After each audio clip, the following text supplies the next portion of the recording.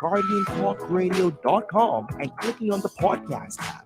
Guardian Radio, continuing to provide you with fresh news and smart talk anywhere, anytime, all day. This traffic report is brought to you by Shield Insurance and Prudential Loss Adjusters.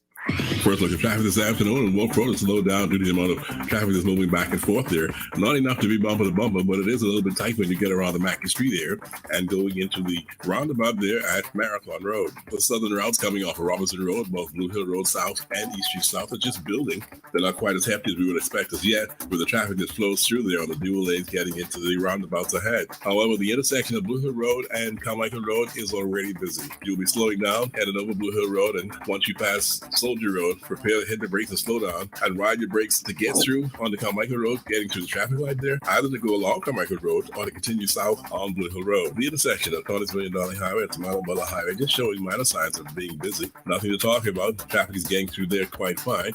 Same thing is happening at the exit of Gladstone Road, getting up there into the roundabout on JFK at the Bahamas Boulevard intersection. Minor slows, but nothing to talk about. You're getting through quite fine there. The ride along West Bay Street still good at this hour. Right along East Bay Street and the Eastern Road still good at this hour. Overall, we don't have any real serious traffic congestion going on, so your delay should be quite minimal wherever you're headed across the island. This is National Traffic Report, service of J.S. Johnson.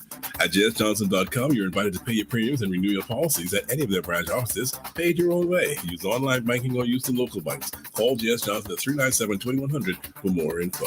With your Ride Sky look at traffic in real time, after 8 Mac in an hour with an update. Michael was in a horrible car accident. Prudential Loss Adjusters managed his claim and got him the settlement he deserved. Sierra's roof received hurricane damage. Thanks to Prudential, she and her kids are happy with their claim settlement. Tammy fractured her ankle in a slip and fall. Prudential saved her time, money, and peace of mind. Prudential Loss Adjusters are here for you whenever a tragedy strikes. Call 322-4026 now. Don't wait for disaster to strike. This hurricane season, be ready. Protect your home with an affordable and comprehensive home insurance policy from Shield Insurance. You can't control what nature blows your way, but with Shield Insurance, you can rest easy as you ride out the storm. Protect your largest and most valuable investment. Don't take a chance. Put your home in our hands. Shield Insurance agents and brokers in Nassau. Call 356-7202 or Freeport 352-5945. This is Guardian Radio, your station for up-to-the-minute news, intelligent, interactive, and engaging conversation. 96.9 FM. The views and opinions of the hosts and guests are their own and do not necessarily reflect the position of the management and staff of Guardian Network. You have to be strong in today's world. Keep your focus and what you believe in, how to achieve all your dreams. Keep moving forward. Never accept less than who you are. Live your best life. Be strong and free. It's the Hits Back. The Hits Back with Nahaja Black is sponsored by the Cancer Treatment Centers of America and Burger King. It's the Hits Back with Nahaja Black. It's the Hit Back with Nahaja Black.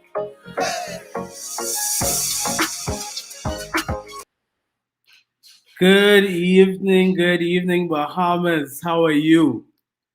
I'm not Nahaja. I'm sitting in for Nahaja as she is taking some much needed time.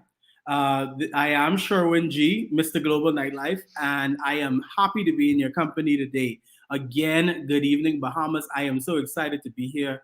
We have a great show for you today. We're going to be talking with the Minister of Agriculture, the Honorable Clay Speeding, about some of the stuff that he's doing in his ministry, the local government elections that are coming up. We have the big topic, which is marijuana. He just let out a release on Friday about the progression of what we have been waiting on for a very long time. And when I say we, I don't mean me personally. Well, maybe I mean me personally. We've been waiting for this for a very long time. So he's going to shed a bit of light on the marijuana progression and what we're about to do there. Also, we have Gibby the farmer. He's going to be on a little later in the show to let us know what's going on with agriculture. I'll tell you this, Bahamas, I am not an agriculture person. And when I met Gibby the farmer, we met on a panel. And I think my lack of knowledge for the industry met his passion.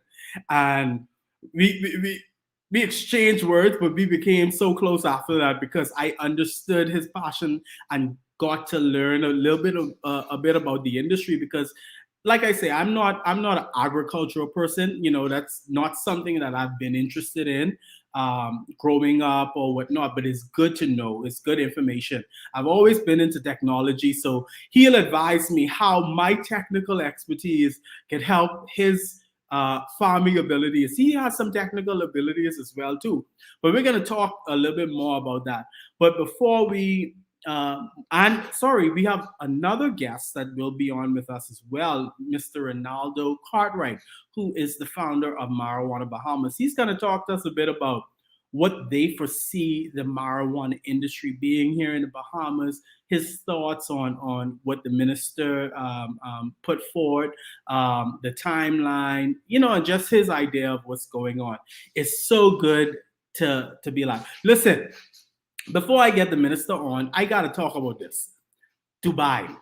I know we tired of hearing about Dubai. I tired of hearing about it too. But I am so proud of my Bahamian delegation that went to represent us in Dubai. They did such an amazing job. I mean, Junkanoo was so bright and vibrant. It was so beautiful. I was so proud. Like, I was excited like I was there.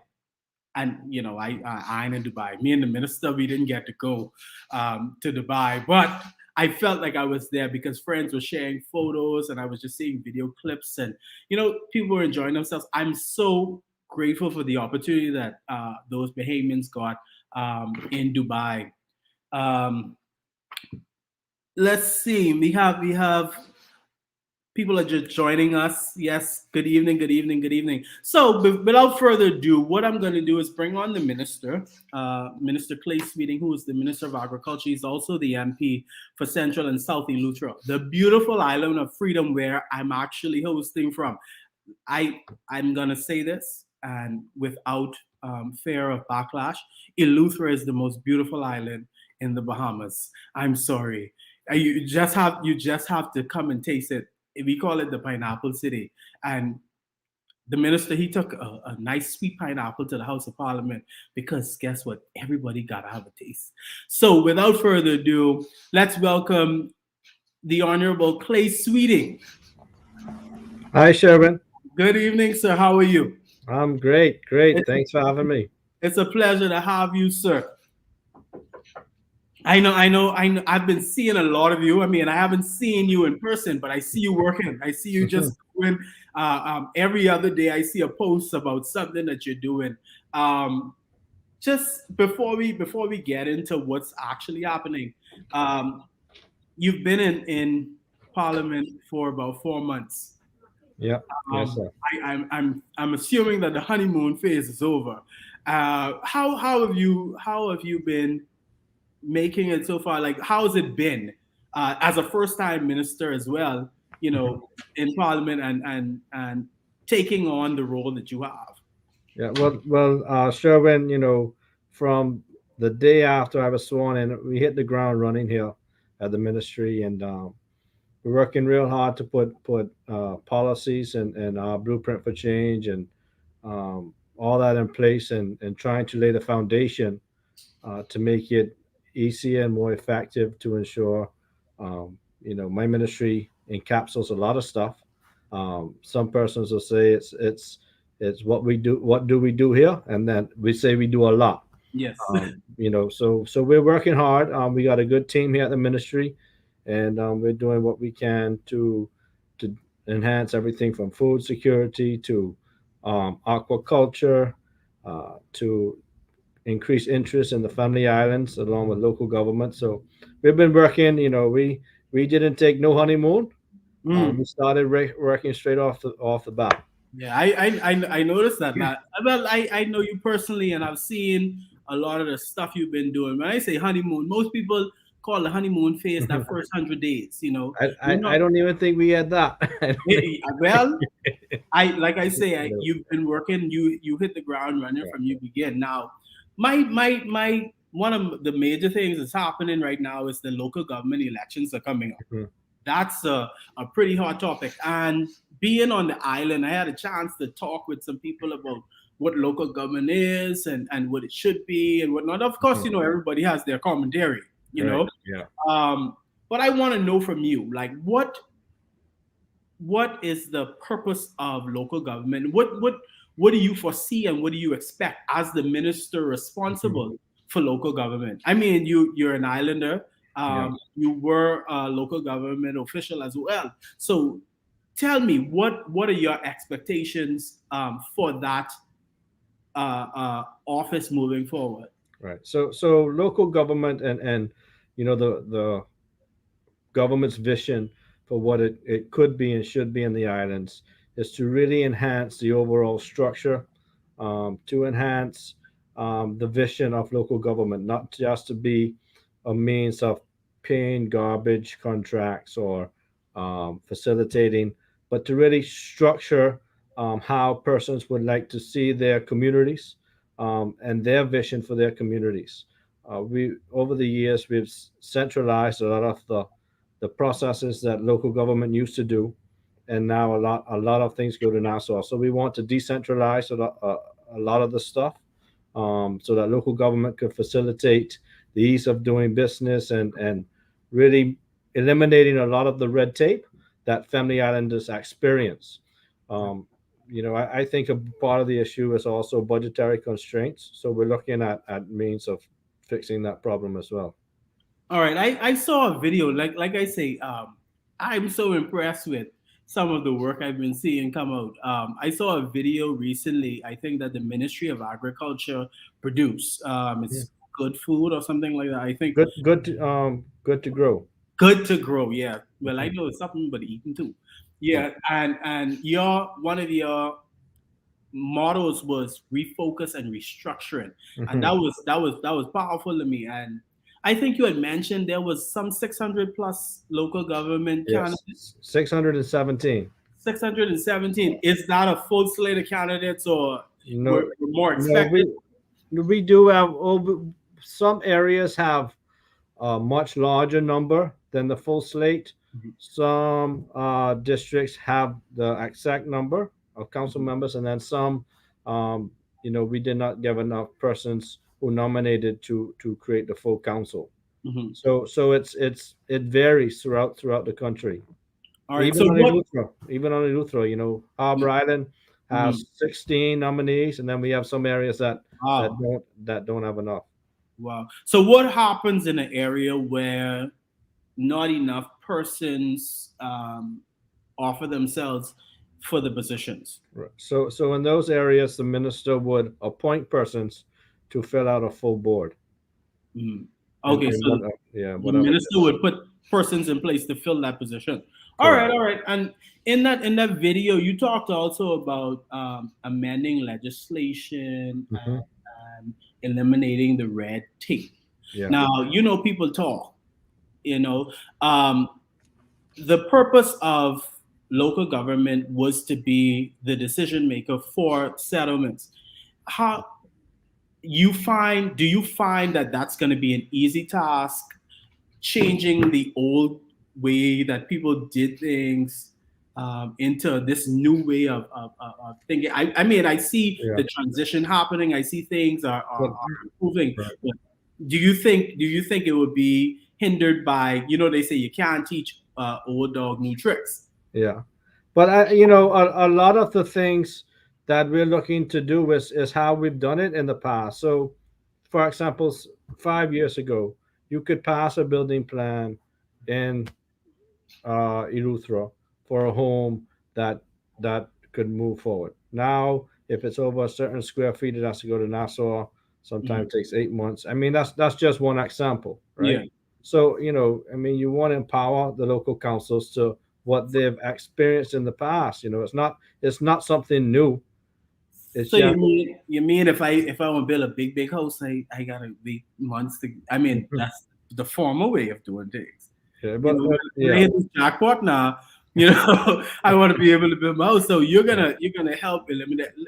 Listen, and that's just one part of the legislation. You know, another part would be to find ways to provide local governments with revenue raising power so that they could have more money and allocated more funds to really provide services and improve their community. Most of the time, their budgets only cover recurring expenditures, so they can't even be creative and do anything to assist their communities. All right, well, that sounds good to me. I mean, I'm all for revolutionizing and refocusing and restructuring. Mhm. Yeah. And I support everything that you're doing. Now, Ministry of Agriculture has responsibility for BAIC and BAMC and stuff. I see you guys doing a lot of things. I think it was just yesterday you had a session for farmers. Yeah. Now, like I said earlier, I know farmer. I just ain't a farmer. I just ain't a farmer. Everybody could grow one little banana in back their yard or something, Yeah. But I mean, I think, see, okay, let me be honest, Minister. If I start the banana tree, I ain't sure I can follow through. I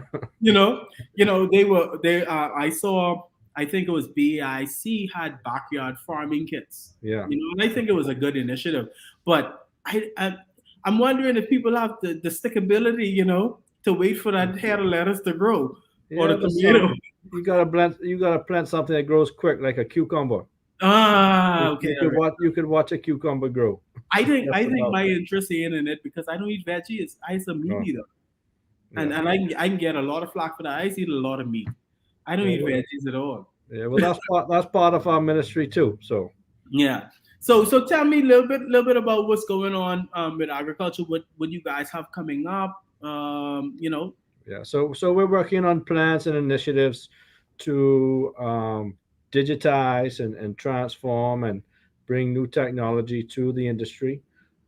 When I spoke yesterday, I told the farmers, I don't think, as most people are aware, but 80% of our farmers are over the age of 60. And while they have a wealth of knowledge, the fact is that young persons are not getting involved. And, we don't want to lose a generation of persons who's not interested in farming. So we have to find ways to make it more appealing to get them interested in farming. So that's one initiative that we're working on. We have programs and stuff we're putting in place. We're digitizing the ministry, so now you can go online and you could apply for your permits, your farmers permits, and all this other your to import permits. You can do this at My Gateway now.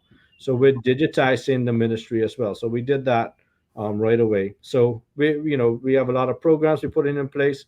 We're restructuring a lot of parts of the ministry and getting people involved. BAMC is working residuously hard to really create an institute.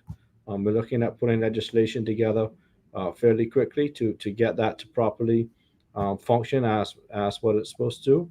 And we have a lot going on. All right. I know that when we had spoken the last time, I think I think Bamsey has responsibility for some property in Hatchet Bay, and you BAIC. BAIC, sorry, and you were talking about developing. Would this be available for the locals, or would this be ministry ran? How do you foresee what's the purpose of well, BAIC is agricultural and industrial, so it isn't just agriculture, but it's industrial as well. So BAIC has property that they allocate themselves, to persons that apply, and they go through the program, through the policy and planning and everything, and then they are allocated property not just for agriculture purposes, but industry, and that industry could be possibly tied to agriculture, such as adding value to product and processing agriculture. All right. That's quite interesting. Minister, now we about to talk some heavy stuff right now. I've been waiting for this segment. Just I've been working with the Marijuana Commission. Let me just put the cat out the bag. And a lot of Bahamians been waiting for some response on this industry. The Marijuana Commission was in works for about 2 years, but a lot of things were just moving at a snail's pace. And I see that you have started the mechanism to get this industry around. Now, Bahamians so creative. I saw a video. Daryl Miller? Yes, I my Bahamian people, but it speaks to the excitement. Now, listen, we don't support illegally using marijuana because it's not legal just yet. Right. We don't support that. But our people have been waiting for this moment where we could take part of an industry that the world is already taking part in. Right. I think we've fallen a little bit behind, just a little bit. Yeah. But if we capitalize on it, we can do so much. What do you foresee for the marijuana industry? What's your take on it? How do you foresee this benefiting Bahamians? Right. Well, the marijuana industry would be in part through my ministry, the Ministry of Health, because it's a controlled substance, and then the Attorney General's office that could work along with it. But I foresee the industry to really help facilitate a new way, not just of engaging in creating economic activity, but also to facilitate. I think we miss the point sometime of persons that have illnesses and diseases that this could really, assist. I mean, I know, individual who could.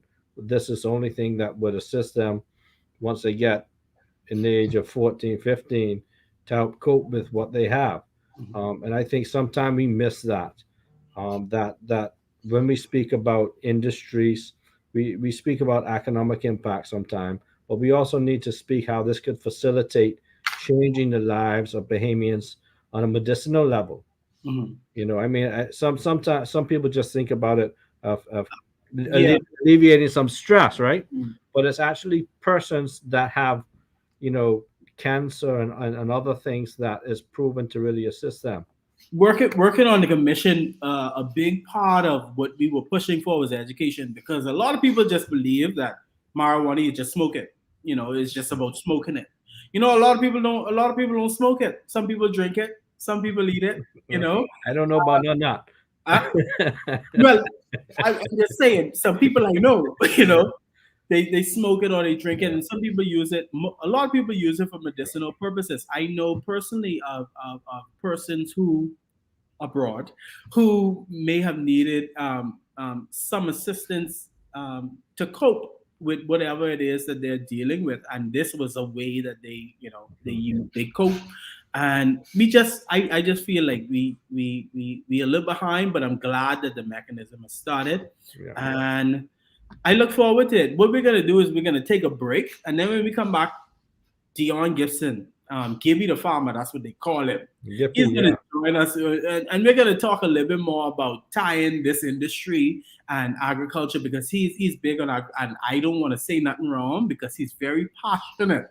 He's passionate about. He's a good farmer, man. Good man. Yes, I think one of the best. I've known him for a few years, and I think I can go on record saying he's one of the best persons in the agricultural industry. So when we come back, we'll talk with Gibby the farmer about what you're doing and how you see this tying in with what he's doing, and we'll go from there. Stay tuned, Bahamas.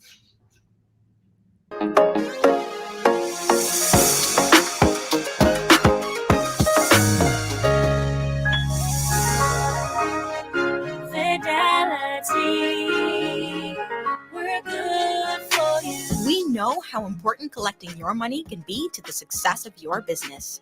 Start your relationship with Fidelity today so that we can show you the many options available to you with our merchant services.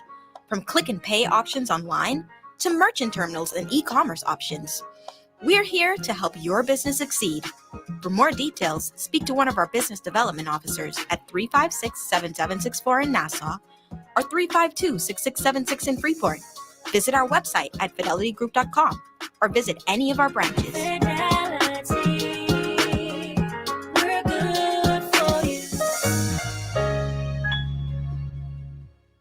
Wacky Cheeseburger Wednesday is back at Burger King Nassau. If you like BK's Flame Grilled Cheeseburgers, you're going to love our $2 Cheeseburger Wacky Wednesday. This Wednesday, January 19th only, you can enjoy BK Cheeseburgers for only $2 each, including VAT. Yes, you heard it right. Burger King's Flame Broiled Cheeseburgers are just $2, including VAT. This Wednesday only, head over to any of BK Nassau's 7 convenient locations for $2 cheeseburgers. This Wednesday only at Burger King Nassau, where taste is king. When I got prostate cancer, my family didn't know if I was going to live at Cancer Treatment Centers of America. Within days, I got an appointment. They presented me with treatment options, and they set up a robotic prostatectomy. When my scans came back, there are no signs of cancer. They don't see you as a number, they see you as a part of the family. I'm going on with my life. That's a real gift. Call us at Cancer Treatment Centers of America. This is Guardian Radio, 96.9 FM. Fresh news, smart talk, all day. It's the Hit Back with Nahaja Black.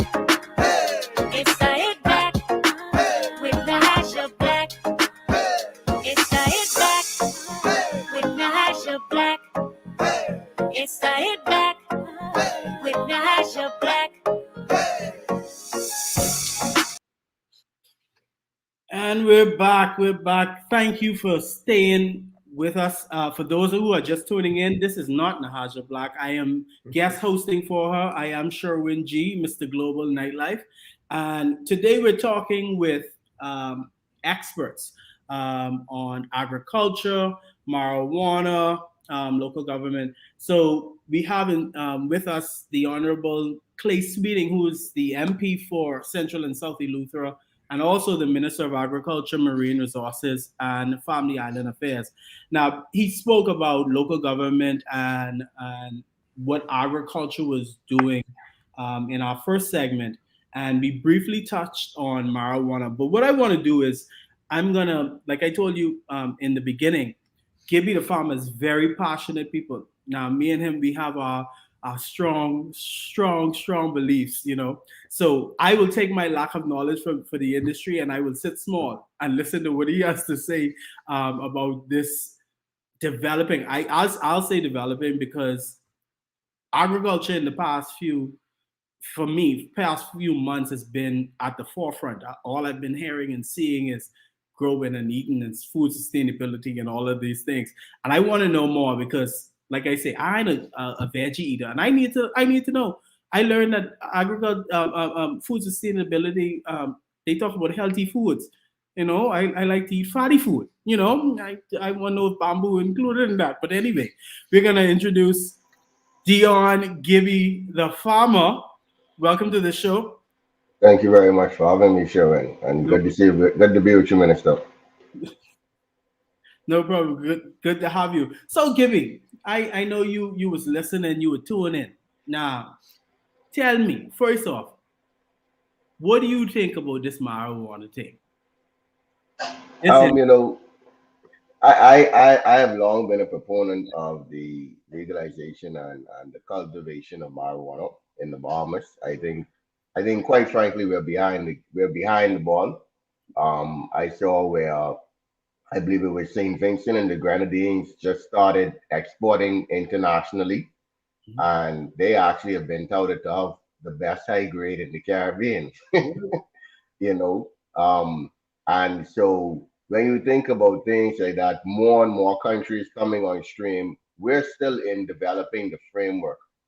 You know, cultivation at any level to really make an indent, you know, it's going to be difficult. But I think there are ways that we can do it. I support it. I think it's a bit late, but I will be fair. And you know, when I saw the headline just the other day, I said, man, minister need to worry about feeding us, because food security is a bit more important than growing marijuana. While they both have their place, you know, And so with regards to the marijuana industry, I honestly think we just need to get it going. It can't be a 5, 10 acre farm if you're trying to make a difference. You're not going to be able to compete. And to my knowledge, there are 3 different types of licenses, which will be, and Minister can correct me, which will be import, cultivation, and processing. Um, It'll be pretty difficult to get to the point of processing at a level where we can compete. It's going to take some time. Not to say that it cannot happen, but we have to be realistic and set realistic goals. That's what I would actually. That would be the message I want the Bahamian public to know, that it's not an overnight get rich Ponzi scheme. Yeah. Well, I'll tell you this: working with the commission, the rift we saw, that I figured, if marijuana is going to be grown, I would figure that somebody who is a farmer or into agriculture would be interested in doing that. What we saw was that was not the case. Do you think that would be something that the farming industry, the traditional farming industry, welcomes? I think that farmers do welcome it. I think the average farmer in our country, the traditional farmer, is a lot more focused on feeding the country, because we understand the need for food. We understand that food security is not just having food, but healthy food. And then the term that I love, food sovereignty, which talks about owning and governing our own food. I think that more business people have been looking into marijuana, because it has the potential to be a very lucrative business. And I also think that the average farmer would do a little bit of it on the side for some extra money.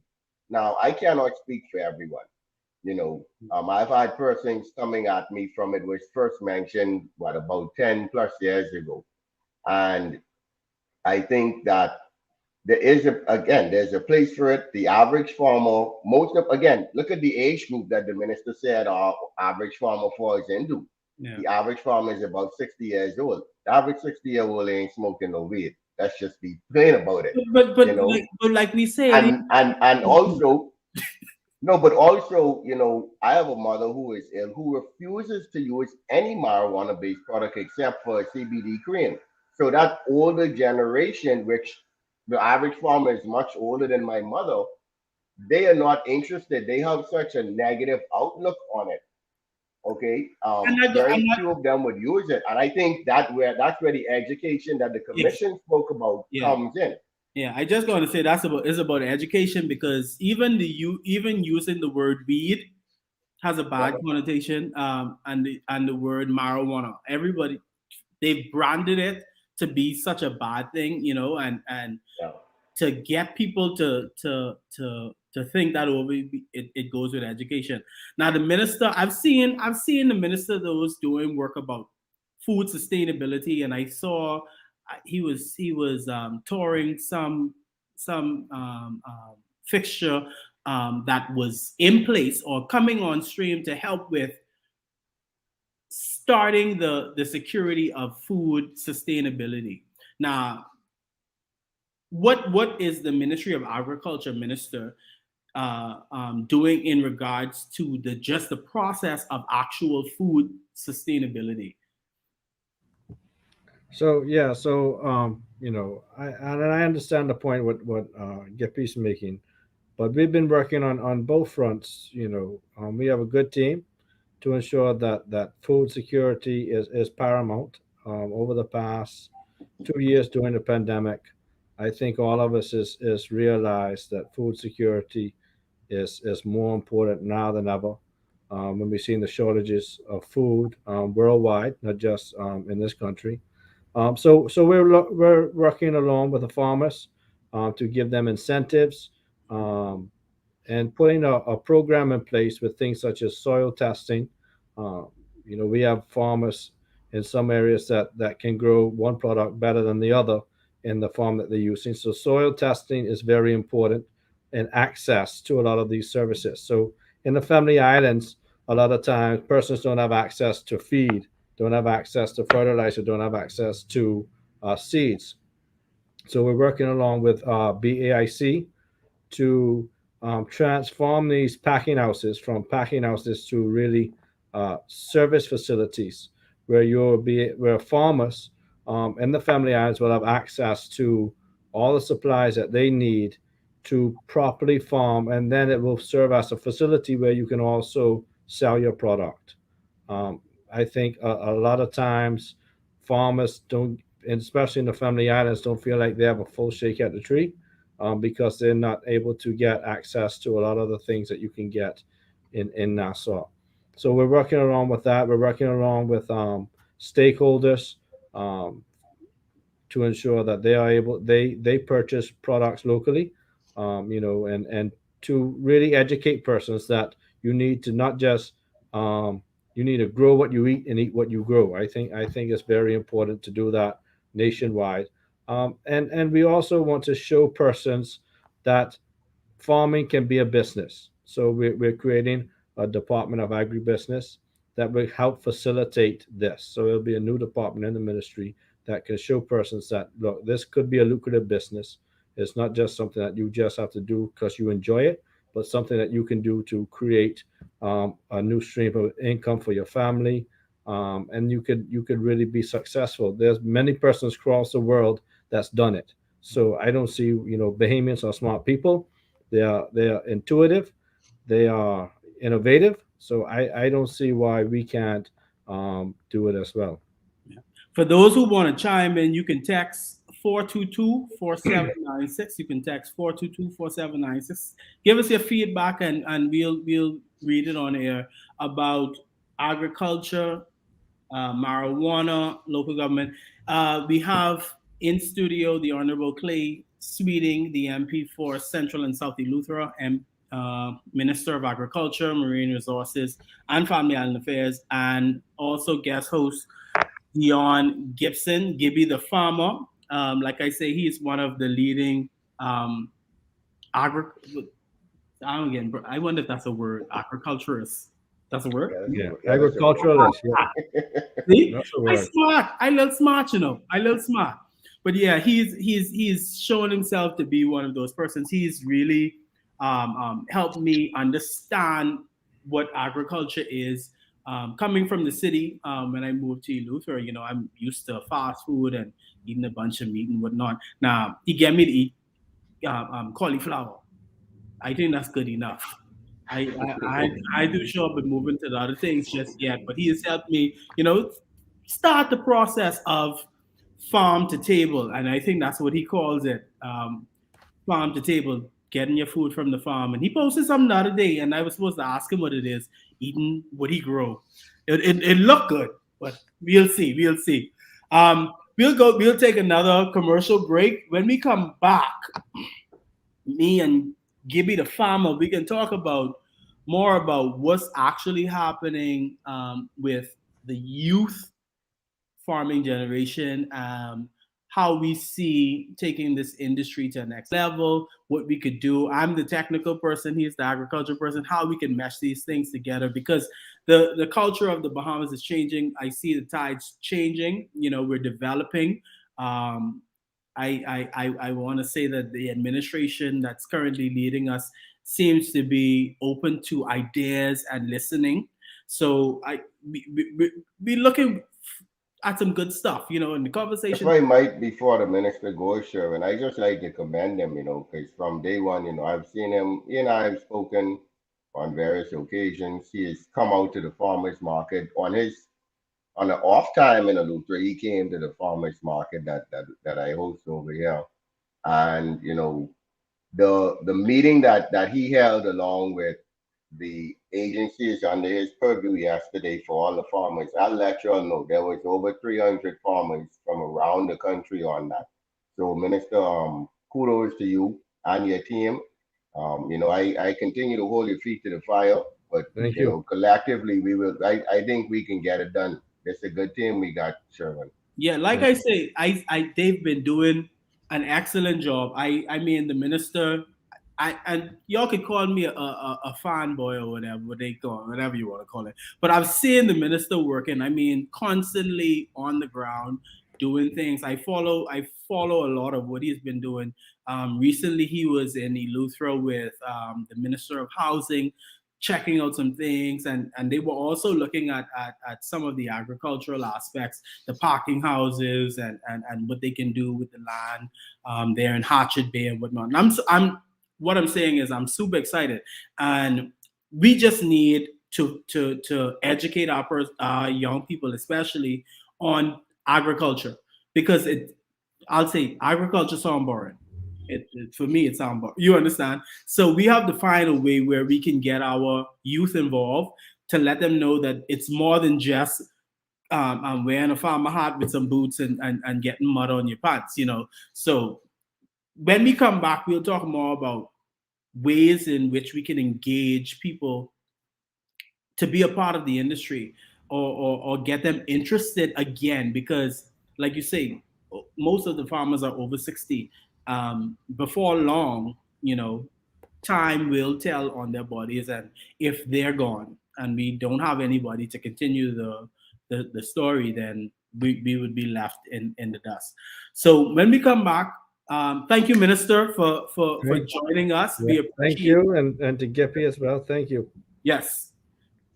So when we come back, we look forward to what we could do in the future together, man. Yes. I look forward to it as well. When we come back, guys, we will be talking with Gibby the farmer. I am Sherwin G. Johnson, sitting in for Nahaja Black, who is vacationing. She must be sipping a margarita right now. I'm not sure. But when we come back, we'll talk with Gibby the farmer and also Ronaldo Cartwright, founder of Marijuana Bahamas.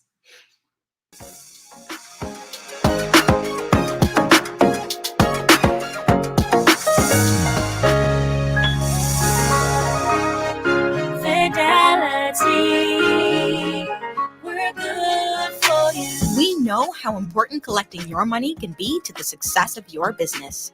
Start your relationship with Fidelity today so that we can show you the many options available to you with our merchant services. From click and pay options online to merchant terminals and e-commerce options. We're here to help your business succeed. For more details, speak to one of our business development officers at 356-7764 in Nassau or 352-6676 in Freeport. Visit our website at fidelitygroup.com or visit any of our branches. We're good for you.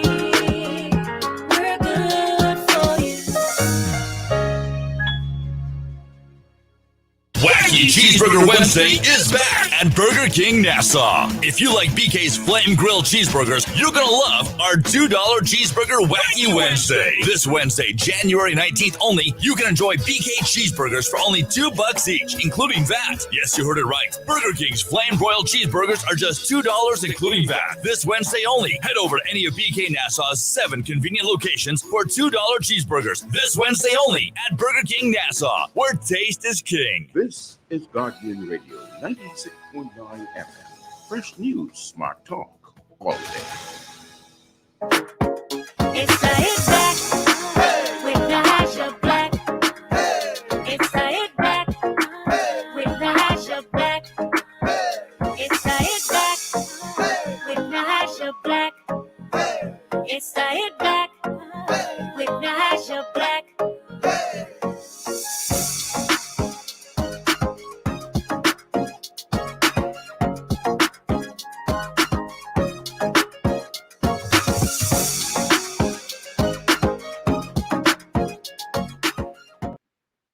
Hey guys, welcome back. It is Mr. Global, Sherwin G, sitting in for Nahaja Black. Thank you for tuning in. And for those who are still with us, thank you for staying tuned. Don't forget to like, follow, and share the Hit Back with Nahaja Black on Facebook and YouTube with your family and friends. It's great talk throughout the day. Don't forget to also follow the Ministry of Agriculture, Marine Resources, and Family Island Affairs for all their news, information, their socials. They have a show that's called Good to Grow Podcast. It's very informative. They talk about a lot of things. The minister has already been on. I see the permanent secretary. He was there a few days ago. They're talking about everything. They're answering questions that you may want to know about agriculture, that you need to know. Like I saw the other day, they did a podcast on if they give me land, if I could build a house on it. And unfortunately, you can't build a house on the land they give you. If they do, you could build a removable structure that facilitates the security of the property, but it can't be a permanent structure, and it had to be a certain size. I know if I could live the size they say. I know if I can live in that, but yeah, so follow them for more information on what's going on. Like I say, throughout the coming days, we're going to hear a lot about the marijuana industry and what's happening, how that's going to affect us.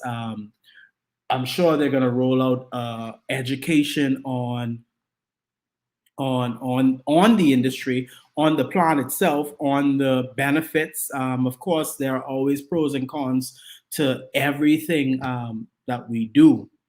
Again, too, local government elections are January 27th. The recount is January 28th, and the official announcement will be on the 31st. I just want to say to all of the candidates who are vying for position, let us remember that we are doing this for country, and we're doing it for our communities. Let's make sure that we make the decisions in the best interest of the people that we offered ourselves to lead.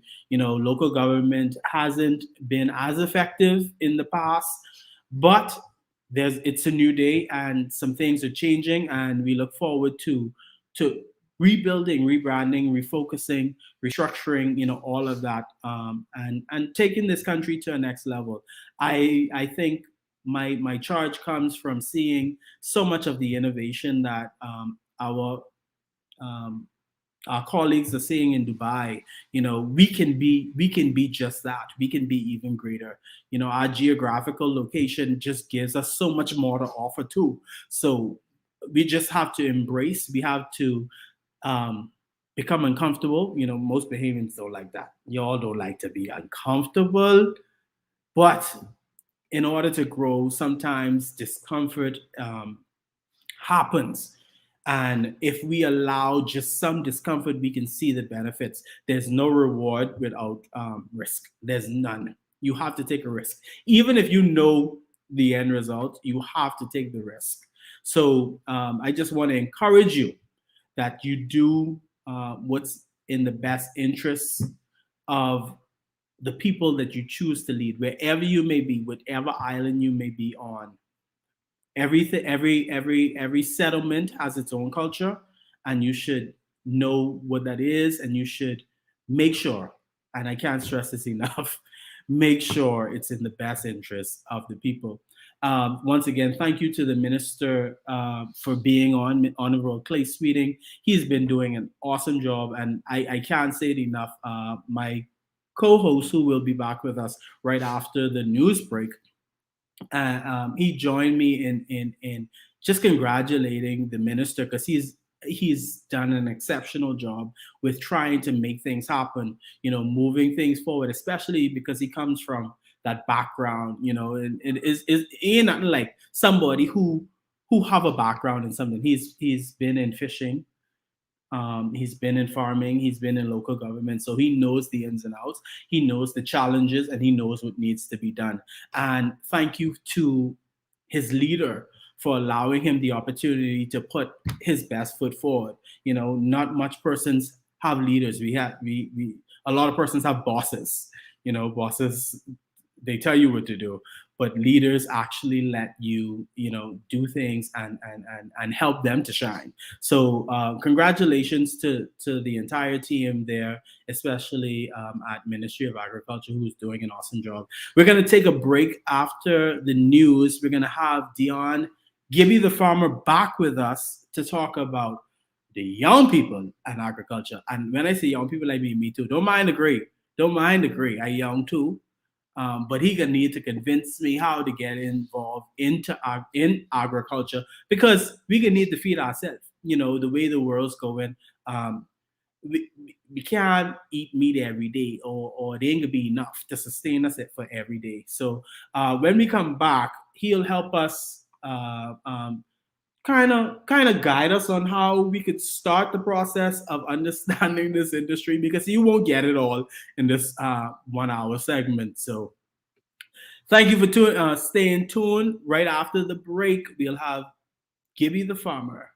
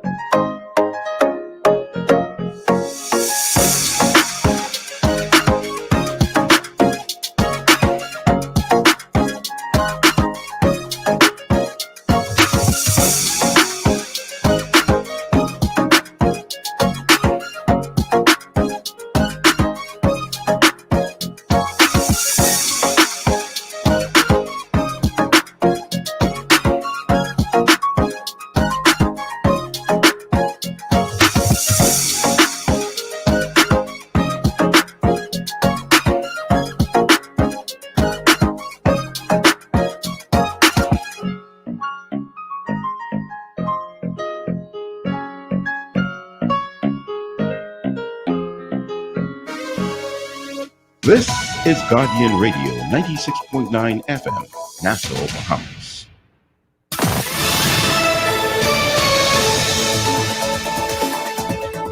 Good afternoon. I'm Tashina Robinson, and here's a look at some of the stories topping the news at this hour. Looking at the numbers, Health Minister Dr. Michael Darville says the Bahamas is trending in the right direction. He remains optimistic that schools can open. He says the time has come for the nation as a whole to have some face-to-face interactions, even if it's a hybrid model. He says free testing first needed to be put in place in the event students tested positive for COVID. Grand Bahamians will have to pay more for electricity come April after the Grand Bahama Port Authority approved a base rate increase, albeit at a lower rate than the Grand Bahama Power Company wanted. The decision comes after months of review and public consultation with customers and stakeholders. The rate was increased by 3.3%. Two former cabinet ministers coming to the defense of the National Food Distribution Task Force as the current administration claims there are no records of how much was spent or where the money went. F&M leader Michael Pintard feels it's just a distraction. Former Social Services Minister Frankie Campbell says all transactions were transparent. And Minister of Tourism, Investment and Aviation Chester Cooper plans to lead a national financial literacy campaign to encourage saving and investing. And with that, we wrap up your Guardian Network news headlines at this hour. I'm Tashina Robinson. Stay tuned. AP News is up next. Tired of banks forcing you to use technology to bank the way they want you to? Your convenience is important. So no matter what your banking needs, Commonwealth Bank's friendly staff are always available in branch for that personal one-on-one service. But when you choose technology, our online and mobile banking app offers you state-of-the-art functionality. The choice is yours. Commonwealth Bank. Bank the way you want.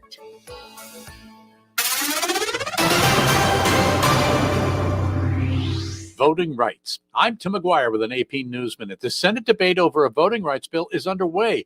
Washington State Democrat Senator Maria Cantwell says mail-in voting has been around for decades, and it works. The fact that people are telling lies and trying to suppress the vote by suppressing vote by mail or calling it fraudulent is very frustrating.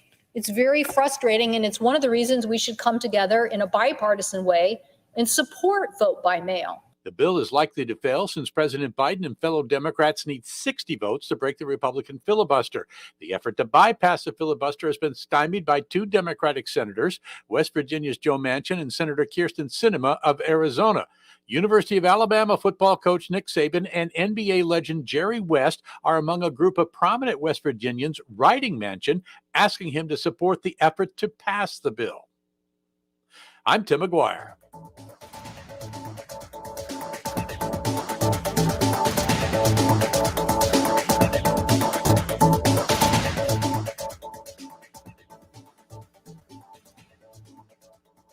This is Guardian Radio 96.9 FM. Fresh news, smart talk, all day.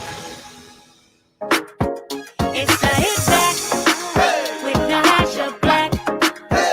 It's the Hit Back with Nahaja Black. It's the Hit Back with Nahaja Black. It's the Hit Back with Nahaja Black. Welcome back. Thank you guys for tuning in to the Hit Back with Nahaja Black. Once again, I am Sherwin G, Mr. Global. Nahaja is sipping margaritas right now as we speak. I'm so jealous of her. But I am sitting in for her to have this conversation with you today about agriculture, marijuana, local government, and some other things that's going on in the country. We had the Minister of Agriculture, Marine Resources and Family Island Affairs on our first segment, the Honorable Clay Sweeting, who told us a little bit about what's going on in agriculture, what his expectations are from local government, etc. And we're expecting some good things. So we'll move on to Deon Gibby, the farmer, my very good friend. Like I say, when I first came on, we met over a panel a few years ago, and it was an agricultural panel. And like I say, my lack of knowledge for the agricultural industry met his passion. And although it wasn't a violent exchange, I understood his passion. And that's something we gotta acknowledge in this country. You know, when people are passionate about something and we don't have the knowledge in it, just let it, just sit back and learn. A lot of us don't do that. But thank you so much for joining us. And let's dive into it. We ain't gonna hold nothing back. Some points, but we can talk about agriculture, the real deal, and engaging our youth, getting our youth involved. Like, how do we make this industry enticing enough for our young people to want to be a part? And when I say young people, I don't want to put an age to it, but I just mean the persons who aren't the majority of farmers who are over 60. How do we get people involved in food sustainability and securing their food for the future? So, it's a multifold kind of thing. I think one of the first things we need to do is remove the stigma that agriculture is dirty, it's out in the sun. A part of it is, a big part of it is, and I think, as the minister mentioned, we have to prove that the money can be made from it, but the money will not start to begin to be made from it until we as a people, the collective, I've said this a million times, the Bahamas government, the farmers, and the Bahamian people. The people, in my opinion, are a big part of what's missing, because it's not enough to go to the farmers market on a Saturday, every other Saturday or whatever. That's not making enough of a difference. If you are under the sound of my voice and you own a little mom and pop shop, I can guarantee you there's someone on your island or someone who you could call the ministry, I want to buy local onions. And you could have those in your shop. That's how it starts. And I try to stay away from using company names, etc. But I remember when Super Value had a Bahamian section in all of their locations. Mm. But it had to end because and the farmers get mad at me, but I can keep it real. I keep it real. The minister, I can tell you all what they need to work on after this. But we need to ensure our quality and our quantity is consistent. We've been lacking on Bahamian products all around. But the thing is, I do not think that you cannot get certain things. I have a personal goal of getting all of my meat local. I know where to get beef from right here on Eleuthero. I know where to get sheep and goat from on Eleuthero or Long Island. I know where to get pork from. I know where to get chicken from. I know where to get quail from. I know where to get duck, rabbit, you name it. We don't have share it. this information. I like my beef. If you want to know, if you ask, you will find out. See, the thing is too, like I say, and forgive me, payments, forgive me, forgive my ignorance. When people hear farming, we only think about fruits and vegetables, to say it properly. We don't think about the animals. I like beyond the livestock. I am not so much of an aquaculturalist or anything, but I am starting to look into that. And we used to have aquaculture on a real level. The Island School in Eleuthero has been producing tilapia for the past 10, 15 years. Bluefields Farms in Nassau produces tilapia. While I do not promote feeding tilapia to our tourists and selling it as grouper, I do. Yeah, I can hear that. This is the show named The Hit Back, right? Yeah, boy. But it is a source of protein. It's a source of food. Yeah. And there are sustainable ways to do it. The larger places in the US and other countries, they do unsustainable practices. I've seen the island schools practice. If I am going to eat tilapia, I would hope it comes from them. But we have to look at it. It's a cheap source of meat. It's a relatively cheap production, high yields, and we must recognize that food security, we have to define it because we like to use terms, but don't define these terms. When all people at all times have access to safe, nutritious food to support a healthy and active life. Will tilapia kill you? No, it will not. Is it safe? I bet you it's safer than the beef and maybe even a tomato you buying out of the States. Wow. Is it nutritious? It will add protein to your life. It's a protein source, right? Is it affordable or accessible? Well, if it's right there and you in Deep Creek or even if you in Hatchet Bay, it's not that long a drive to go there and say, hey, we want to buy some of your tilapia. If it's being done in Nassau, I don't care what island it's being done on.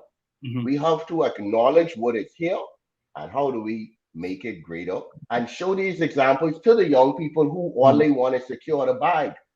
So you got to show them someone existing securing the bag. Yeah, show them before you can't sell them a pipe dream. No. My passion came from food security, not actually being out in the field. I just happen to be kind of good at it. Yeah.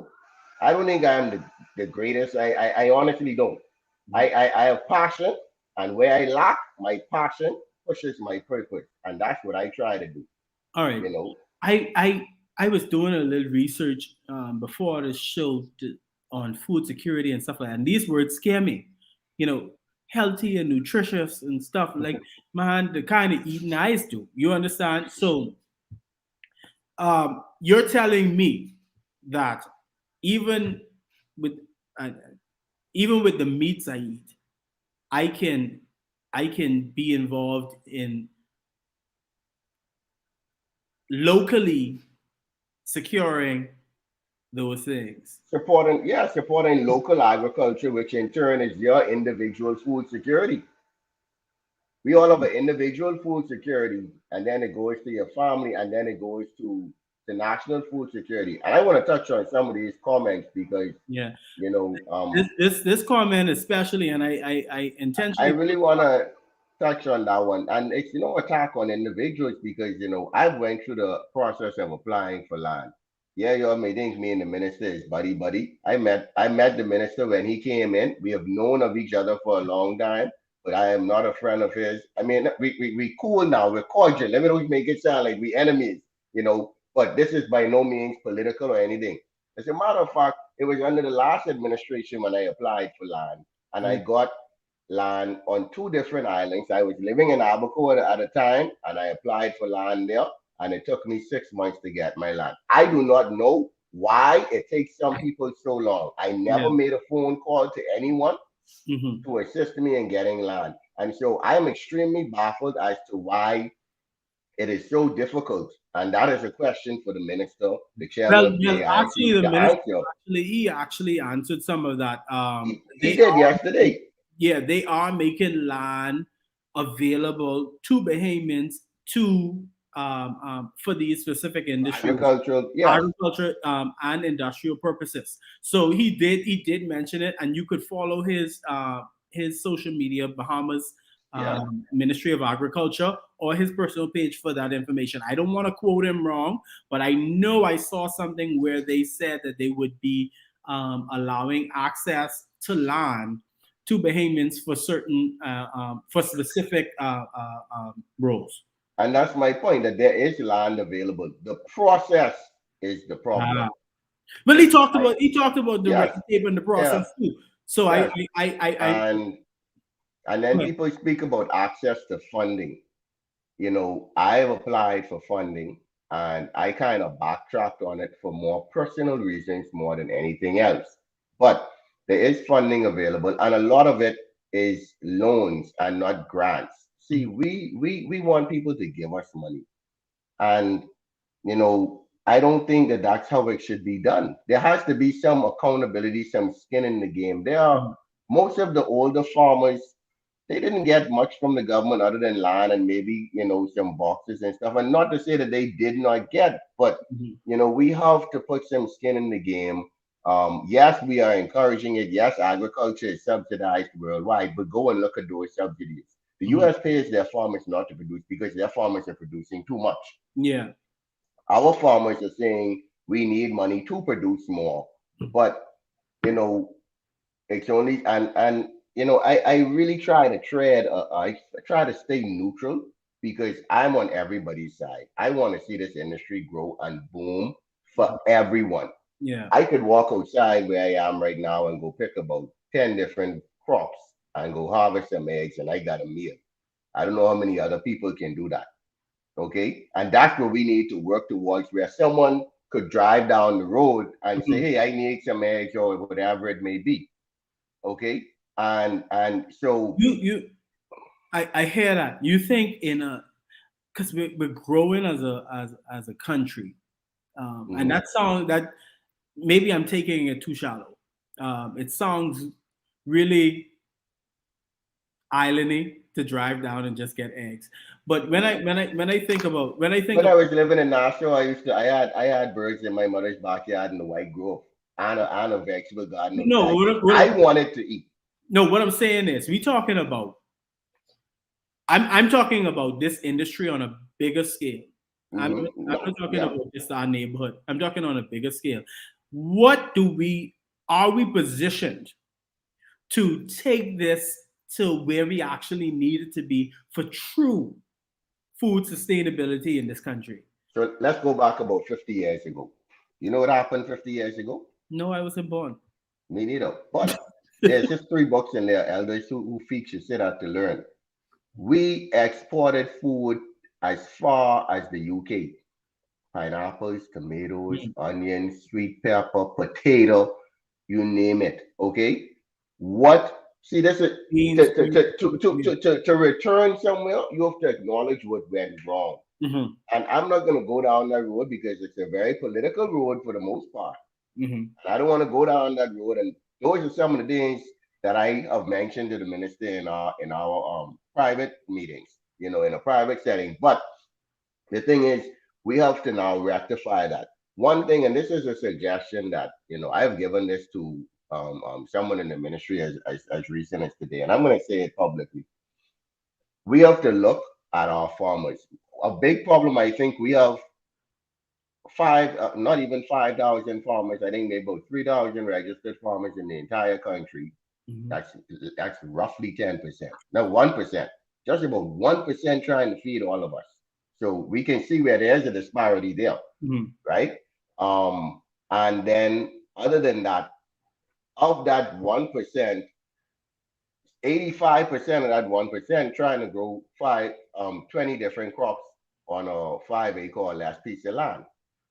So therefore, what does that tell you? They're not producing sufficient quantity of any one crop to make a dent in the market. Okay? And as simple as we used to export tomatoes, why? Because there was a focus on tomato production right here in Eleuthera, right in Tarpon Bay down the road from where I am. Okay? In Nassau, in Cat Island, pineapples were not only grown in Eleuthera, they were grown in Cat Island, Long Island, all these other islands. Eleuthera, yes, was the bread basket. I saw Miss Edwards, an Eleuthera stalwart mentioned that Eleuthera is the bread basket of the country. But why? There was a private entity that was there that did that. A lot of locals produced a lot. Tarpon Bay, I would say from Gregorytown comes south as far as Rocktown. No, all the way down to Deep Creek and Bannerman Town because they're still farming. Okay? What went wrong? The parking lot still paying people the same thing they paid them back then. Okay. You know, and the minister spoke to that. So I don't want to say I'm trying to stay neutral again. Yeah, I got you. So I really want to be fair. Yeah. There are some things that I thank God, and you know, the last minister also had some very good ideas and initiatives, but without me getting in their business, he was held back in some ways that I was made aware of. Otherwise, but he was held back in some ways. But in reality, you know, we have to, and personnel wise, you know, sometimes you got to cut some people. And I'm sorry, you mentioned it, tough decisions have to be made at times. And some people will be hurt, but if it's for the greater good, I believe in utilitarianism, the greater good for the greater number of people. If I need to move to make way for 20 more people to come in and rise up, then the right thing for me to do as a utilitarian, and we love to call ourselves a Christian nation, is to move out the way for someone else to advance. You know, we don't do that in this country. We don't believe in that. No, Succession. What is succession? Everybody, I will plant the tree and I can sit in the shade of that tree today until I die. But how you gonna sit in the shade of a tree and a tree takes a period of time? See, we talk about. It's very funny, man. It's crazy, right? And we get a little philosophical, but we talk about Generation Z, Gen Z, and the millennials being the microwave generation.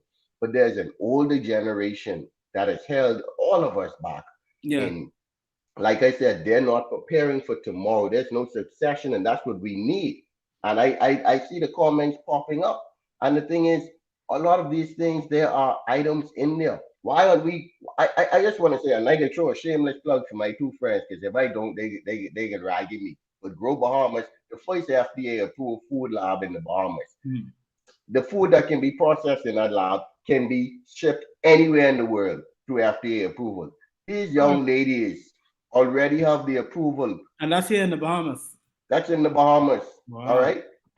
But what happened? We had a canning industry. We import in, and this from a conversation, we import pigeon peas from Africa. Pigeon peas could grow anywhere in rock, in sand. Well, not quite sand. You get my point. Yeah. And it's a nitrogen fixer. So when you put it in the ground, it adds back these simple things that people know. Before you get deeper, right? You started to say about persons farming on a certain size property and they don't have enough of one particular crop. So what is your suggestion to that? Bigger property or streamlining who farms what? I mean, I don't think you can really tell people what they could farm, but what's your suggestion to that? Because I mean, everybody can't get 100 acres.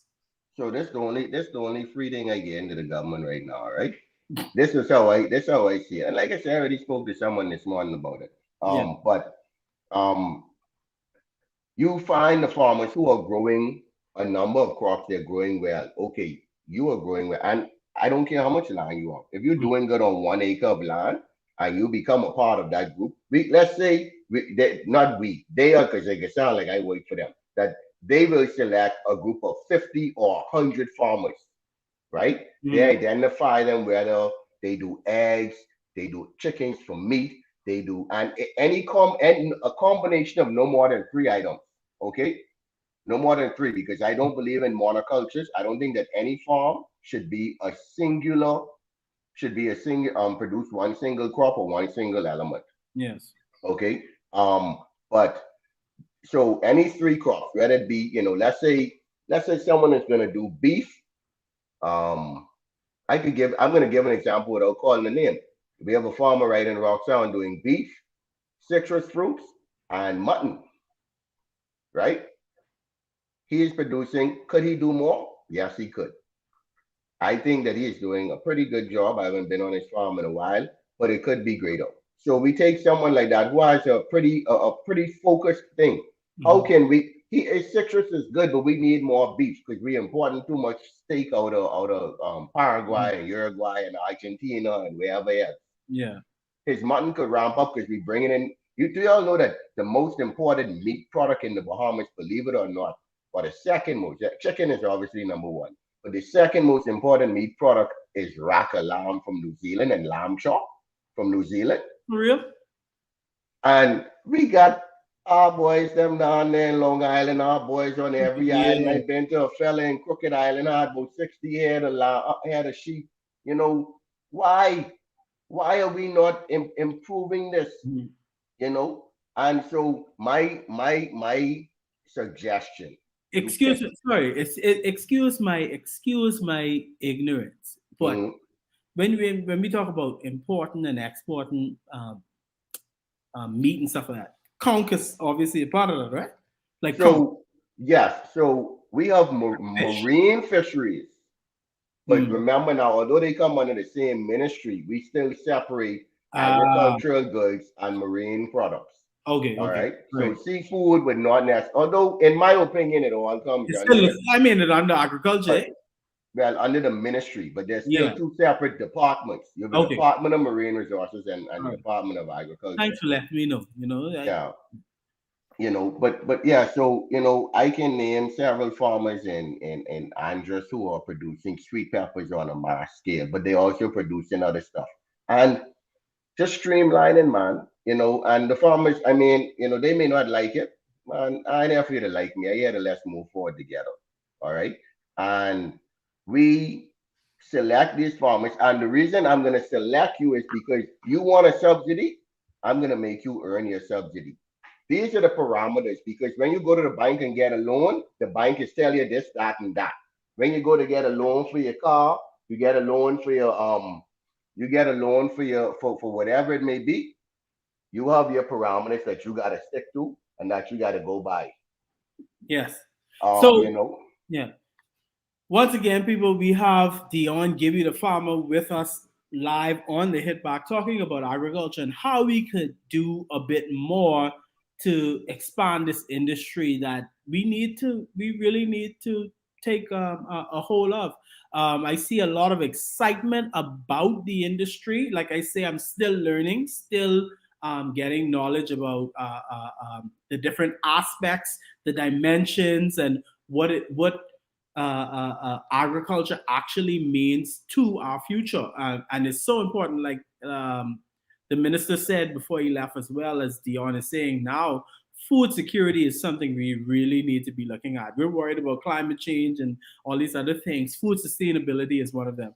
And when we come back, we're going to take a quick break. This is going to be our last break. We're going to take a quick break. But when we come back, we're going to talk about steps to ensure we can feed ourselves. What we can actually do. What can people actually do in your homes, in your communities? What you can actually do to help contribute to food sustainability here at home, and then even build a probably a budding business where you could export as well. When we come back, we'll be back with Deon Gibby, the farmer.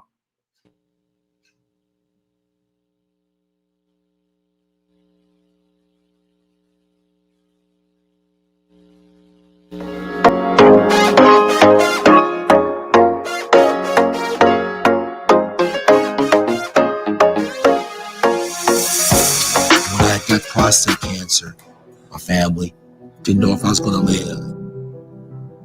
at Cancer Treatment Centers of America. Within days, I got an appointment. They presented me with treatment options, and they set up a robotic prostatectomy. When my scans came back, there are no signs of cancer. They don't see you as a number, they see you as a part of the family. I'm going on with my life. That's a real gift. Call us at Cancer Treatment Centers of America. Tired of banks forcing you to use technology to bank the way they want you to? Your convenience is important. So no matter what your banking needs, Commonwealth Bank's friendly staff are always available in branch for that personal one-on-one service. But when you choose technology, our online and mobile banking app offers you state-of-the-art functionality. The choice is yours. Commonwealth Bank. Bank the way you want. Girl, Junior just showed me Bella Boy in his phone. What you mean? He take picture of that good for nothing boy? Shh, you don't want Bella hair. You say that. You know she always say that's my good child. So what he doing in Junior phone? Oh, he there because the police looking for him. He on their wanted list. Wanted persons in your phone now? Yes, child. And when police want to find anybody quick, after something happen, they can send pictures direct to your phone. Go to Google Play or App Store and search for Crack Crime Bahamas, then pick install and it will go straight to your phone. There is also a section on missing persons? Yes, girl. Everybody needs to get this app so police can tell us right away when these people go missing. Just like an alert system. Yes, it has numbers for Crime Stoppers Bahamas so you can call and nobody knows it's you. Call directly to Miami and give the information without giving your name or anything about you. I tried the other day and when I hear Junior and his boys talking about where they hide those guns, I walk quick round the corner and call that number. Call 328-8477 from Nassau or 242-300-8477 from the Family Islands. Proper hand washing is extremely important as we continue to fight the spread of COVID-19. We touch many surfaces throughout the day. It is important to be mindful of where we place our hands as we may be touching contaminated surfaces and making ourselves sick. This is why you are encouraged to not touch your face. You must wash your hands often throughout the day to prevent infecting yourself or someone else. Always wash your hands before eating and after using the restroom. Wash your hands before and after you care for a sick person. Remember to wash for 20 seconds each time with soap and water, scrubbing your hands together and covering all surfaces of the hand. This simple step can save your life. Let us protect ourselves and each other. This message brought to you by Bahamas Ministry of Health in conjunction with Guardian Radio. Always on the go? Missed the show? You can now listen to Guardian Radio talk shows anytime, anywhere on Spotify and YouTube by searching Guardian Radio 96.9 FM or by entering the name of your favorite show. You can also listen by logging on to GuardianTalkRadio.com and clicking on the podcast tab. Guardian Radio, continuing to provide you with fresh news and smart talk anywhere, anytime, all day.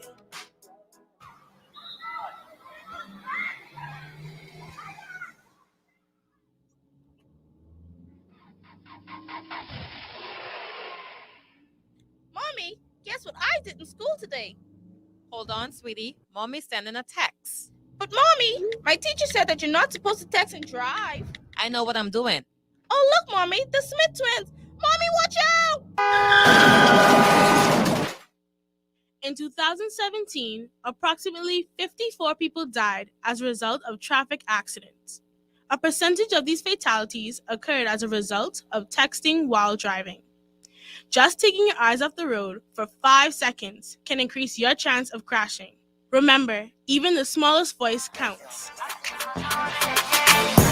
Texting. Brought to you by UB Radio and Guardian Radio 96.9.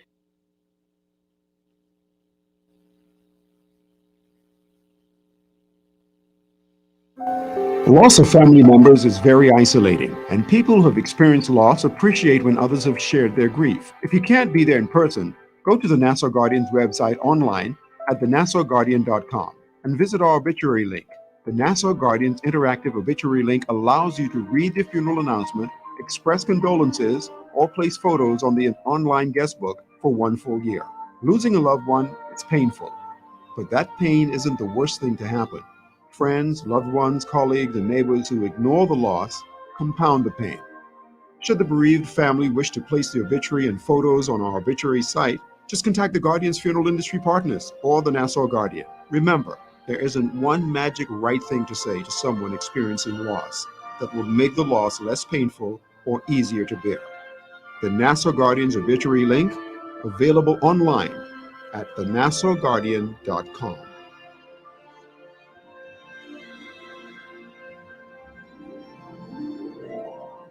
This is Guardian Radio 96.9 FM. Fresh news, smart talk, all day. It's the Hit Back with Nahaja Black. It's the Hit Back with Nahaja Black.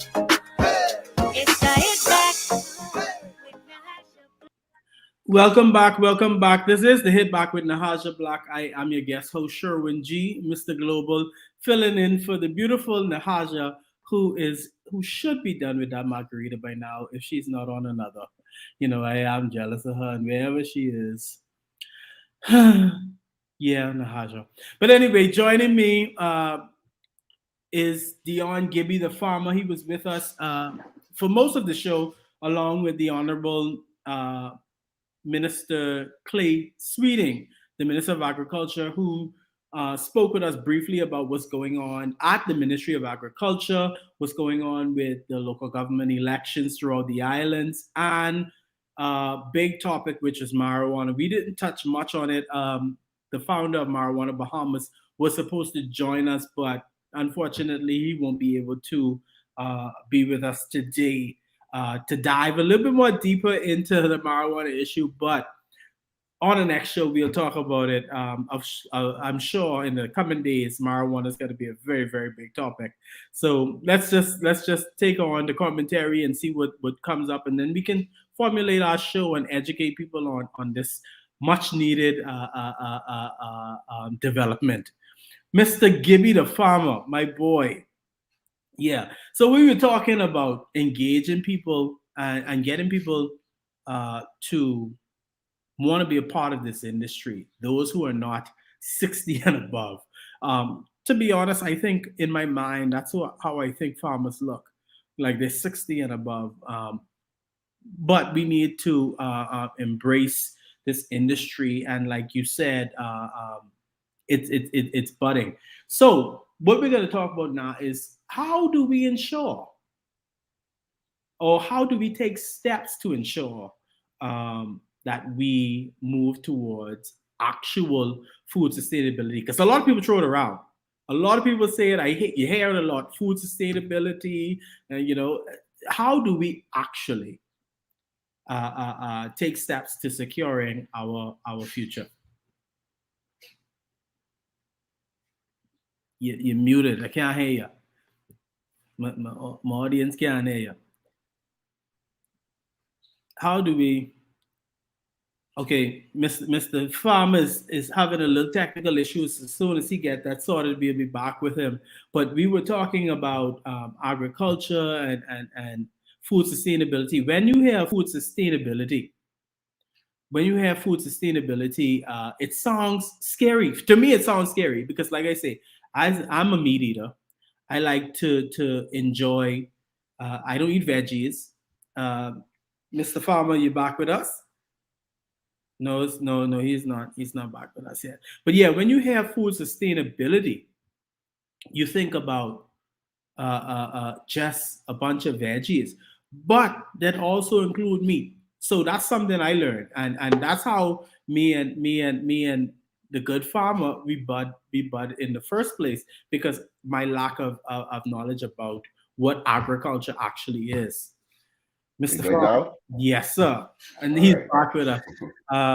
Gibby the farmer on the island of Eleuthera, and we were talking about food sustainability. So again, give us some steps that we could take to actually obtain food security.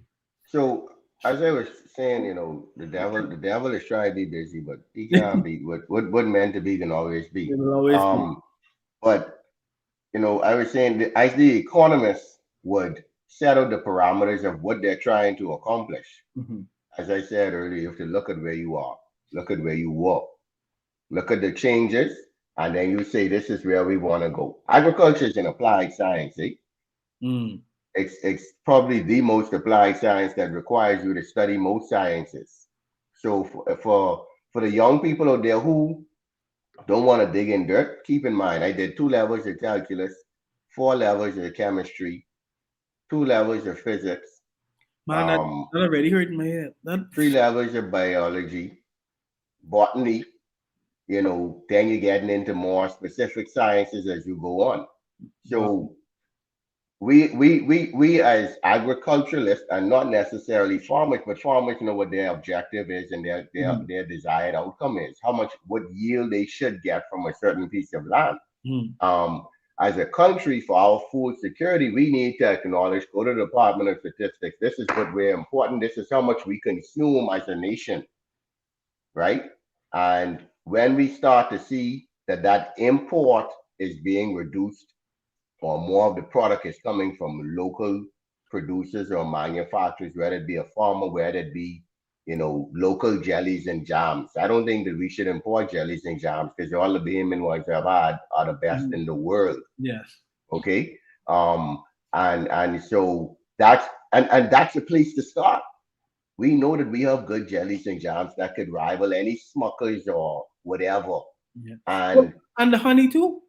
The honey as well, yes. Well, honey, the honey industry, ironically, I'm in my honey shop where I process honey. But, we still are getting the volume of honey produced or harvested in the country up to that point because we do use a lot of honey. But as I said, we have to get these products out there. The hotels should be the number one. To me, it's tricky because I wonder, do we feed ourselves first? Or do we feed the tourists first? I think that food is a big part of your tourism product.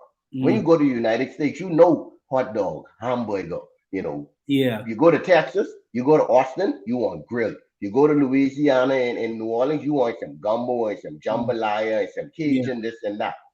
So food culture. Yes, our tourists should go in the hotel and they should be dying to get some crack punk. When I go to a buffet in a hotel, man, I love sushi. I'm a Bahamian, so yeah, I don't mind the sushi. But the tourists come in here, let them go to Nobu for sushi. They can get it home. Yeah. I agree with that. And so, I think that we have to set the parameters of who are we going to feed first? Is it going to be ourselves or is it going to be the tourists? I think that my mother always taught me to take care of house and home first, then you go out. Well, you can't give from empty cup. That's what they say.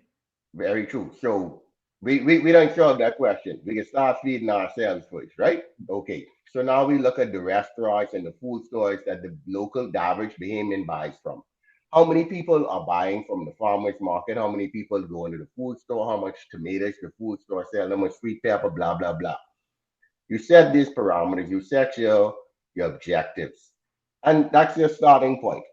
So now we tell the Bahamian farmers, remember that same group of farmers, that 100 or however many farmers we could select, and let them know we could give you all some more land and we're going to inject some investment. Nobody put money in your hand. Because that ain't how investors go. Investors don't put money in your hand. They go and buy what you need to make the money. Yeah. Right? And so you go to those same group after we discussed with the food store, we discussed with the hotel. This is what we need to feed our people. Mr. Farmer, this is your objective. You want me to help you? Now you will help me help everyone else. I heard. Will it work? Because I know myself. I know what I want to produce. I know what my desires and my interests. But it's just like any other relationship. You gotta give a little to get a little. Yeah. And so if we are gonna really take it forward, then our farmers, guys, let's come together. Let's acknowledge this. And as I said earlier, there's space for the small farmer. Not everyone can manage 10 to 100 to 500 acres. If you are good at 5 acres, buddy, there's a place for you because Gemox and Deep Creek, they're ready to buy fresh produce. Yeah. It's no point in me who producing or the farm where I work with other people because I don't want to try to get all the glory, but it's no reason why we should take away from a smaller producer who could make that couple dollars. They may be in the $500 a week worth of sales, whereas we may be in the $5,000 a week worth of sales. Why should I try to hurt the small man? Mm-hmm. We all have to work together. You understand what I'm saying? Agreed. It takes a joint effort to make things happen. And I had a conversation. I have a cousin that he's a farmer, and he has some goats. And he was talking about what could be done in terms of engagement. If he's given 5 goats, there should be some fruit yielded to the person that invested, and that's how the process continues. And I'm left to ask. See, I'm not in the industry. I don't know. Is that something a lot of farmers are open to in terms of, if I invest this, you have to give me this back, or I just want to do it myself? Now this is a real question, because some people just like that. But I want to go ahead. You will get me in problems, but I mean, well, I can't say I get in problems. I can't get in problems with other people think, but the perception that I get, let me use that word, the perception that I get, because perception is everything.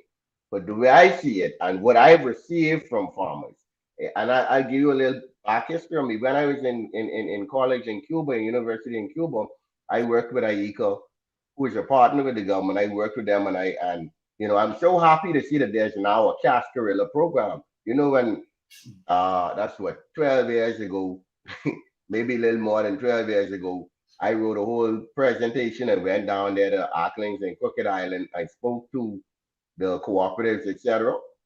And it's good to see the things finally coming to fruition. But it's so many things that we've been talking about and trying to do for so long. Yeah, that a lot of talk and no action. And that's why I often wonder: is it a trend? Do we like talking about agriculture because it sounds forward and progressive thinking? But do you really want to feed yourself? We realizing now this pandemic more than any other recession making us realize how vulnerable we are as a country. And that's why I worded what I said the way I did, because food sustainability has been thrown around for a very long time. Yeah, it's a nice talk. It's a nice topic.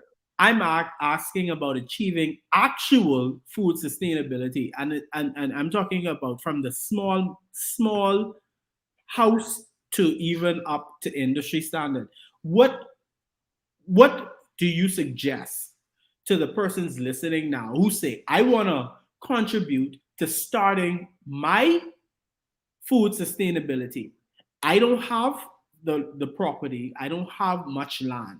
What do you suggest to somebody who wants to do something but don't have that access? I mean, go ahead. One thing I can tell you, agriculture is a labor of love. It ain't easy work. It ain't light work. It isn't for the faint of heart.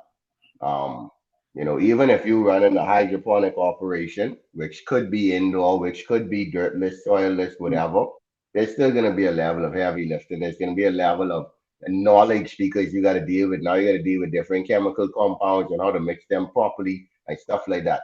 So for one, it's not a dumb agriculture is not where you put the dumb people in school. It's not, and that's where we have wronged our youth and ourselves. And I want to go back to the youth. A reason why a lot of young people who participate or who take agriculture as an elective in our public school system, and some private schools are now getting into it, they don't have any exam at the end of the day to say that, oh, I accomplished something.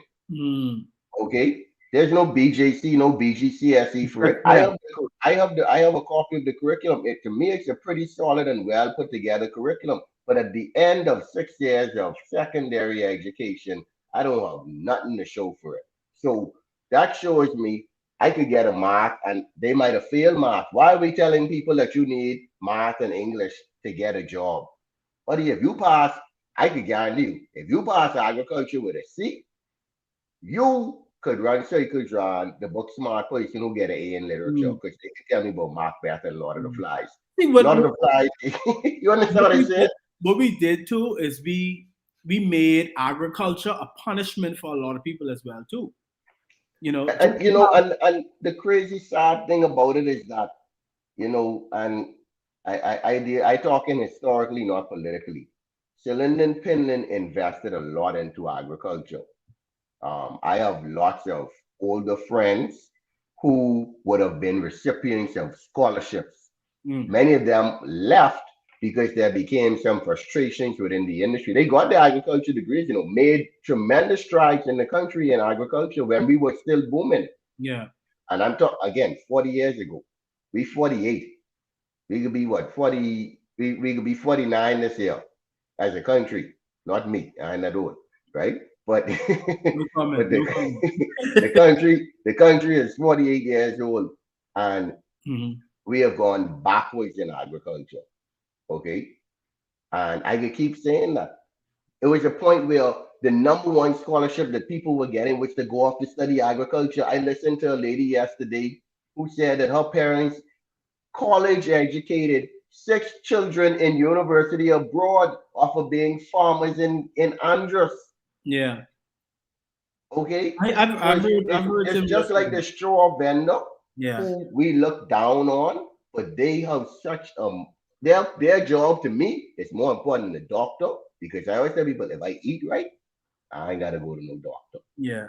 All right. You understand what I'm saying? Yeah. And so we have that's what you need to teach the children, because most people don't go to the doctor or the dentist anyway. And if they do, they go in the PMH, and so it's so much, it's more than we could ever talk about on any show. I see the comments. It's constant education. It's constant education, and we have to start these conversations because, like I say, I won't lie. I try to be as honest as possible. I'm a little ignorant to what the dimensions of agriculture is and food sustainability. I want to know too, because if this is something that's gonna affect me within the next few years. Maybe it's affecting me now, and I just affecting everyone right now. Yeah. I tell you this: everyone thinks agriculture 3 times a day. Well, I only eat 2 meals a day. But as much as you eat, as much as you drink any juice or any soda, that is agriculture. So when you put that in people's minds that this is how much you depend on agriculture, then they appreciate it more. And I'll go back, sorry, Sherwin, I go off on tangents, but you asked me what would I tell the person who wants to help food security for the country on an individual basis. You don't have to become a farmer to do that. Yeah. It's not for everyone. No. You got people who is kill aloe. Okay. So what you should do, I have no problem. Now, I'm not giving you my personal number. But find a way to reach me. Give me the farmer at gmail.com. Spelled just like that. And I've gladly given out farmers numbers across this country. I live in Eleuthera. I believe that my goal in farming right now is to feed Eleuthera. So if you're calling me from Nassau, I'm gonna give you a contact for farmers in Nassau. If you call me from Inagua, I can find someone in Inagua who could help you down there. If you call me from Cat Island, that's what I believe. I can connect you with someone on your island. Because if you really want to help us, you want to help agriculture, you want to help food security, you want to help farmers, start off by buying local. All right. Well, I see, like I say, in the past since the COVID pandemic, I'll to be honest, I've seen a lot of persons getting into growing their own stuff. My aunt, back in Nassau, she's so proud of her little garden. She's still doing it? Yeah, she's still she. All right, that's good. Plenty people stop soon as they could go outside. No man. She recently started. She didn't start in the height of the pandemic. She recently started, and she's sending updates and she's so proud, and it gives people a sense of accomplishment too. My landlord in Eleuthera, he has like the whole yard. Like if I open my back door, I'm in the Garden of Eden. I could go and I can go and pick lime off the tree. I can go and pick banana. He has lettuce. He has tomatoes. He has fever grass, aloe, all these things. And the thing is, when something's ripe, you need this, you want this. Sometimes there's stuff sitting on the counter, and we have these things and we have access, but we don't embrace it. And the opportunity to not only sustain ourselves, but sustain other people. We leave it until it die and throw it away or whatnot. And we have the opportunity that we could share this with somebody. And I think that's a part of it too. Yep. Food sustainability ain't only about me. No. It's about my neighbor as well. So back to the steps. Me as a small person who, like you say, ain't everybody have to become a farmer. But you said my contribution to shopping local. Mm-hmm. You empower that farmer. The more sales the farmer gets, the less dependent they have to be on the government. And I honestly, I strongly believe we always want to copy everything. But like I said earlier, agriculture is subsidized worldwide. But how is that subsidy structured? Our subsidy cannot be structured like the United States government because we don't have a $10 trillion budget. Yeah. Okay. I ask the people to put more skin in the game. But again, buy local. That buying local, as I said, you now put a little bit more strain on that farmer, because labor ain't cheap.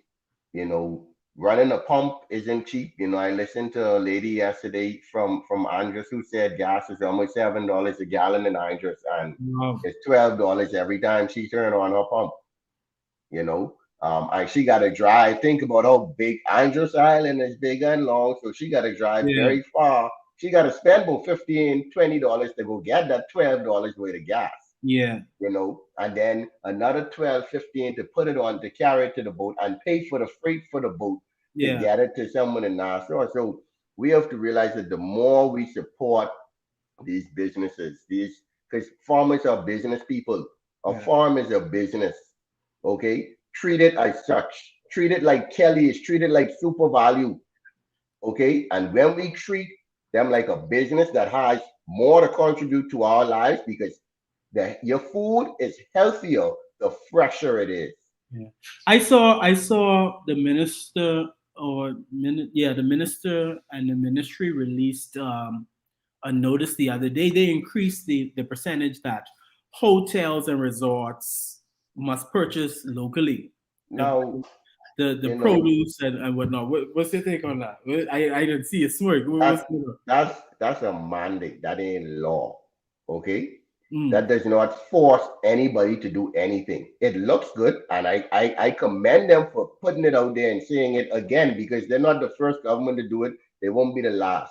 But so it's just really contractual kind of thing. It's not contractual, because the MOU that they signed with all these hotels, think about it. Every hotel get concessions on everything. Mm-hmm.